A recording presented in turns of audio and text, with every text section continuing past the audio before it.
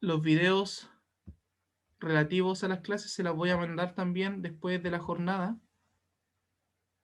Y recuerden, cualquier duda o consulta la pueden enviar mediante chat o bien activando el audio pidiendo la palabra como lo han hecho siempre.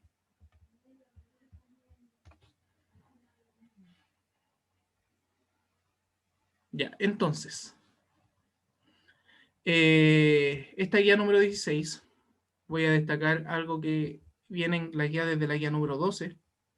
No necesitan enviarlo porque la retroalimentación la estamos haciendo en clase, estamos revisando las preguntas en clase y las dudas que a ustedes les surgen se las voy respondiendo clase a clase, ¿ya? A diferencia de las veces anteriores en que estábamos trabajando un poco más desconectados en lo virtual. Pero si ustedes sienten que necesitan resolver algunas dudas o alguna retroalimentación, me la pueden enviar y yo apenas pueda se las voy a revisar y les voy a responder, ¿ya?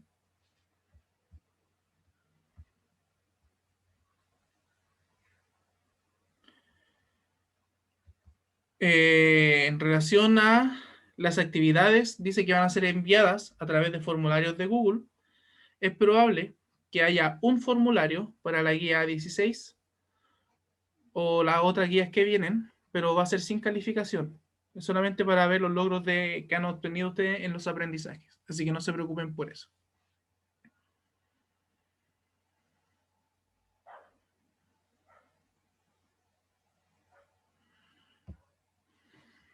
Déjenme responder un mensaje importante por interno que me llegó de un compañero y les digo, y avanzo con la guía.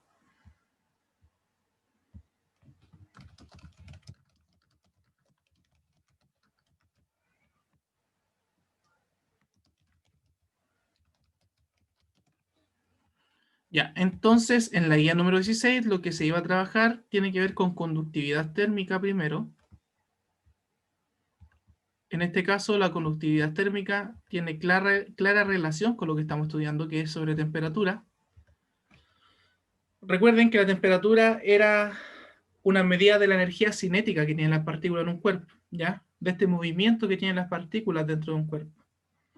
Y como dice ahí, al chocar una partícula con otra, es que van entregando y distribuyendo esta energía asociada al movimiento, esta energía cinética que tienen ellos. El proceso en que se transfiere esta energía se llama calor. Eso es el calor. Cuando alguien dice yo tengo calor, está mal desde el punto de vista de la física, porque no se puede tener calor, sino que el calor existe. Hay calor. Es un proceso en que se está transfiriendo energía térmica, temperatura, desde un cuerpo a otro. ¿Ya? Y con el calor tiene que ver con energía, se mide en joule. También hay otra unidad que es la caloría, que ustedes la pueden conocer un poco por los alimentos. Los alimentos miden su energía, la energía que entregan, por medio de las calorías. Ahora bien, los distintos materiales tienen distintas capacidades de poder transmitir esta energía.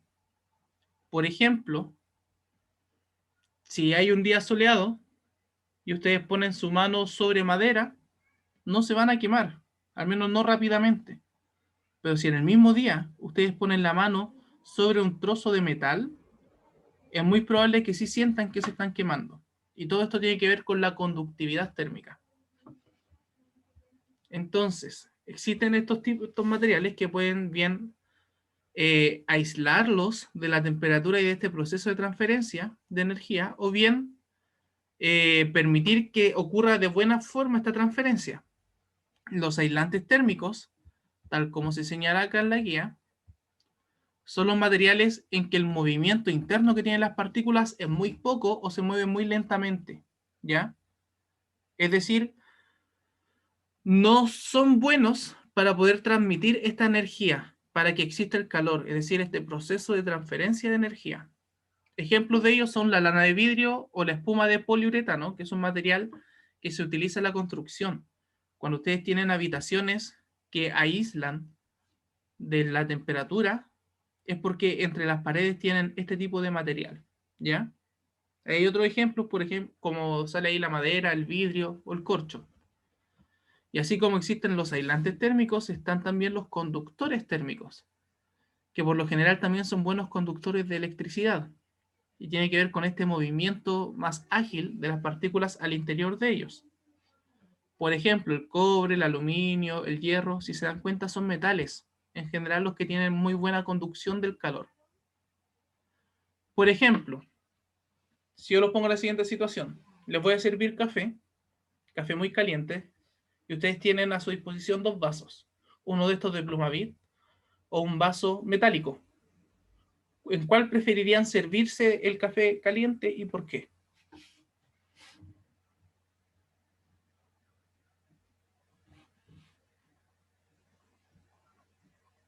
¿Tienen alguna preferencia?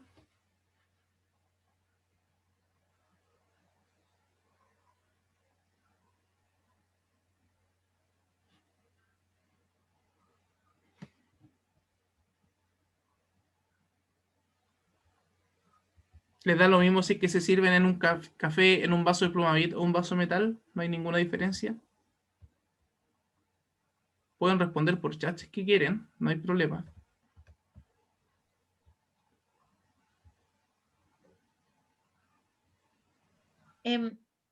El de Plumavit es mejor, según yo, porque el de metal se calienta más rápido, entonces te puedes quemar las manos. Exacto. Como dicen ustedes, el de metal es un mejor conductor térmico, por lo tanto, la temperatura del café pasa muy rápido al metal y el metal va a hacer que pase muy rápido a sus manos. Por eso se van a quemar, porque la energía pasa muy rápido. Muy buena observación. Por interno, también me envían información en relación a que dura más el calor. De hecho, sí se va a mantener más caliente en el de Plumavit, porque recuerden que este como calor es la energía que tiene.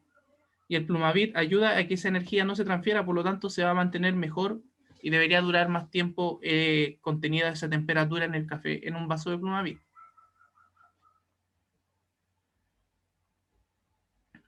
Ahora, eso en relación a materiales aislantes y conductores. En relación a la transferencia de energía, esto es como un repaso de algo que ya se vio. Hay transferencia de calor, perdón, el calor, que es la transferencia de energía, ocurre, puede ser dentro de un mismo cuerpo o bien entre dos cuerpos distintos. Recuerden que esto siempre se hace hasta que logran el equilibrio térmico.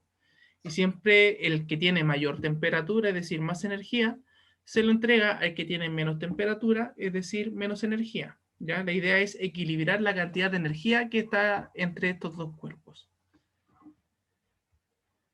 Y esto que voy a marcar acá es muy importante. De hecho, lo voy a encerrar con un rectángulo, con un círculo, que en este caso queda como elipse, y con un rombo. No, este me quedó feo.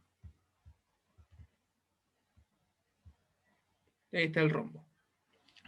Y es importante porque ayuda a entender un poco lo que ocurre en la naturaleza.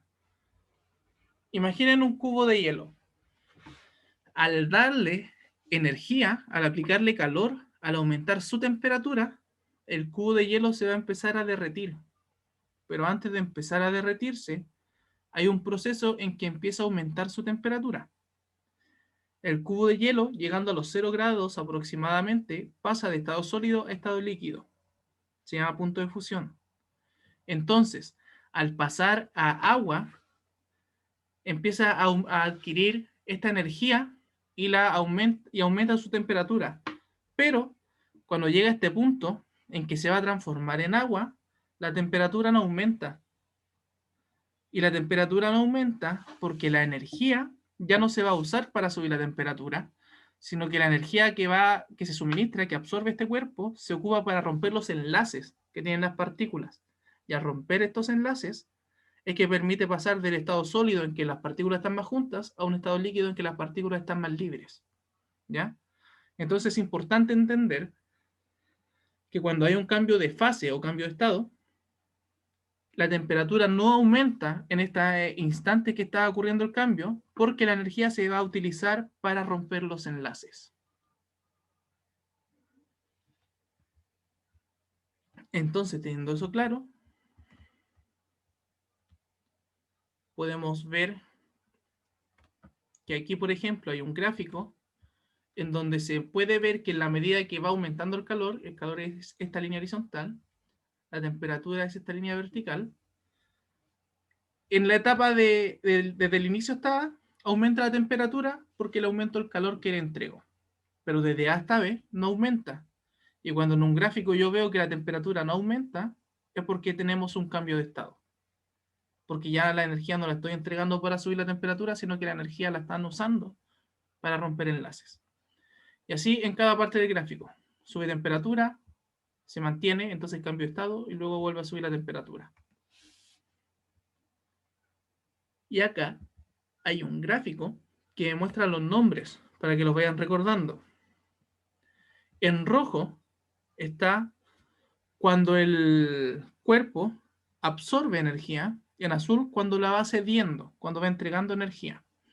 Entonces, si pasa de sólido a líquido, absorbe energía, se llama fusión, y de líquido a gaseoso absorbe energía, se llama vaporización o evaporación. También se le dice ebullición. Y si va de sólido a gaseoso inmediatamente, se le llama sublimación. Los pasos al revés, a la inversa, si pasa de gas a líquido es condensación, de líquido a sólido es solidificación, y de gas a sólido también se llama sublimación, pero como va al revés, se llama sublimación regresiva. Y las temperaturas a las que ocurren estos procesos de fusión, vaporización, condensación y solidificación se les llama punto. El punto de fusión, punto de solidificación, punto de ebullición, que es el de la vaporización, o el punto de condensación. ¿Hasta aquí hay alguna duda o consulta antes que pasemos a analizar gráficos?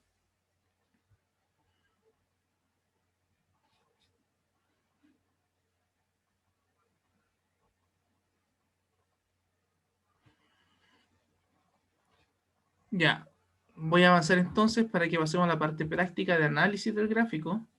Acá hay un ejemplo para que veamos el cómo se lee y luego el cómo se responden a ciertas preguntas. Entonces, podemos ir viendo, voy a ir haciéndolo con una flecha de color violeta, color morado. Podemos ver que en la medida que aumenta la temperatura de A hasta B, perdón, que le entrego calor de A hasta B, la temperatura aumenta. Va desde los menos 15 grados hasta los 0 grados. Esto en relación al agua. A los 0 grados el agua pasa de sólido a líquido. Entonces se mantiene la temperatura en 0 grados y pasa de sólido a líquido. Hay cambio de fase, por eso no aumenta la temperatura. Luego de C hasta D ya se encuentra líquido. Y aumenta su temperatura desde los 0 hasta los 100 grados. Y al llegar a los 100 grados, llega al punto de ebullición, es decir, al punto en que va a cambiar de estado al gaseoso. Y al realizar este cambio, se mantiene nuevamente la temperatura porque se usa la energía para romper enlaces. Y una vez que ya es vapor, la temperatura empieza a subir nuevamente porque la energía ahora se vuelve a utilizar para aumentar la temperatura. Esa es la dinámica que tiene el comportamiento de una sustancia en relación a los cambios de estado.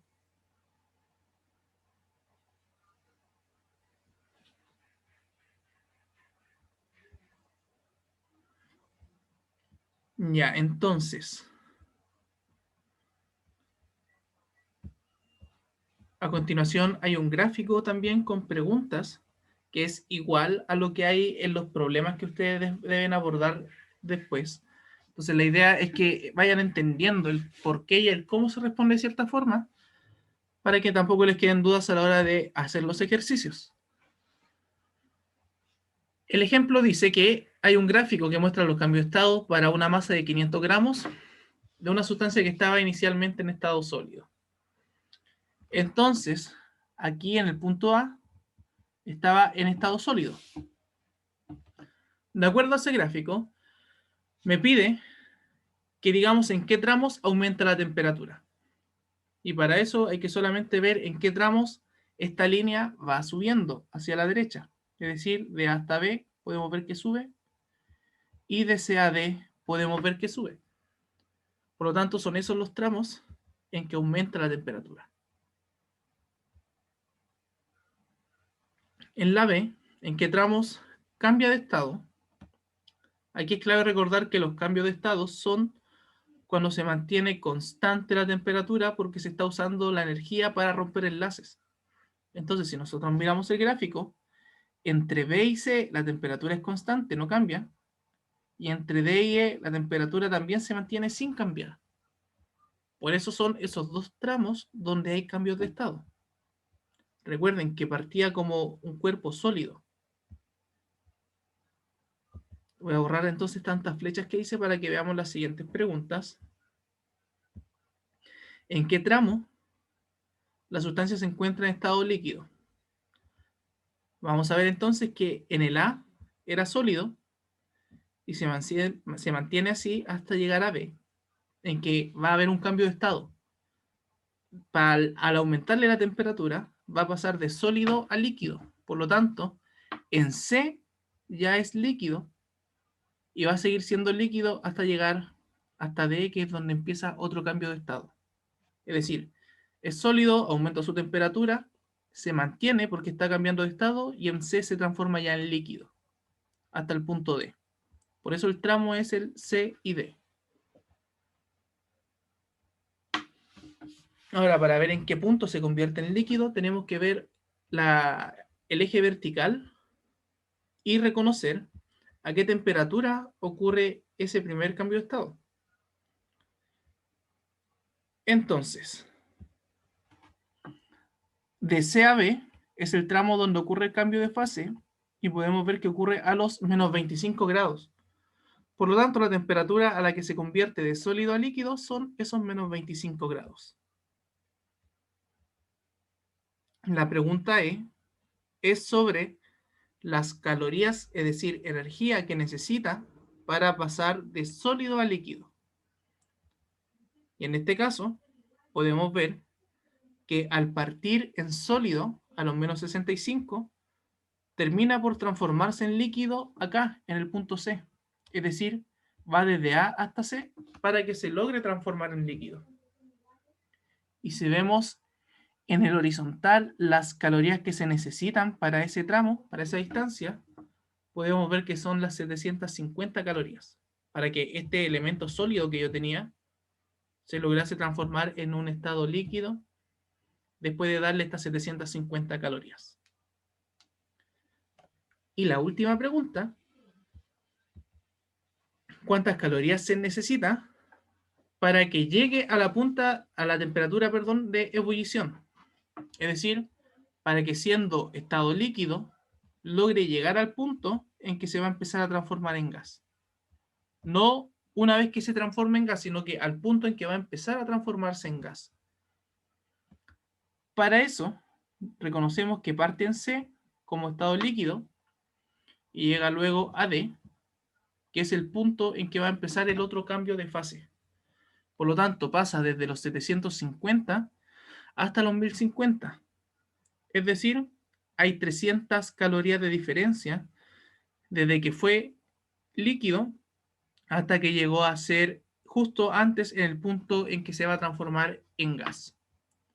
Por eso, al hacer la resta entre 1050 y 700, da estas 300 calorías que aparecen acá. ¿Dudas sobre esto? Yo al terminar les voy a mandar de todas formas el video para que vean y vuelvan a ver esta forma en que se analiza el gráfico.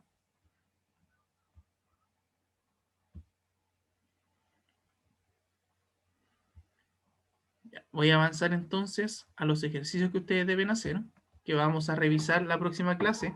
Yo les voy a ir preguntando a ustedes para que los vayamos revisando en la próxima instancia.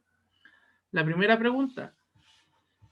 El texto les dice lo que es un aislante, perdón, les dice lo que es un conductor, y ustedes solamente deben darse cuenta de estas diferencias que hay entre ellos. En la 2, se pide que dé 2 ejemplos de conductor y 2 ejemplos de aislante. Está lleno de elementos de esto en la cotidianeidad. En la 3, debe explicar cuándo se considera que 2 o más cuerpos están en equilibrio térmico. En la 4, el cuerpo A está a 60 grados Fahrenheit, el cuerpo B está a 45 grados Fahrenheit. Es decir, debe transformar esos 45 grados Fahrenheit en temperatura en grados Celsius, y ahí usted, sabiendo quién tiene más temperatura, va a saber en qué dirección se va a hacer la transferencia de energía. Es decir, va a ir desde A hasta B o desde B hasta A. ¿Y por qué? Ahí el argumento tiene que ver con quién tiene más temperatura, es decir, mayor energía para transferir. En la 5, esta pregunta que yo le recalqué que era clave, ¿por qué cuando una sustancia cambia de estado, a pesar de que, de que está recibiendo esta energía por medio del calor, no aumenta la temperatura? Y finalmente un gráfico muy similar al anterior, cambian los valores, en que una sustancia de 400 gramos inicia en estado sólido, igual que la vez anterior, y ahora empieza a subir su temperatura, hay cambios de estado, y la idea es que ustedes vayan respondiendo de la misma forma que lo hicimos con el ejemplo que viene en la guía, este otro gráfico. ¿Dudas o consultas que quieran formular? Insisto, esta grabación igual se la voy a mandar apenas termine mi jornada de hoy, la subo a YouTube y les envío el link.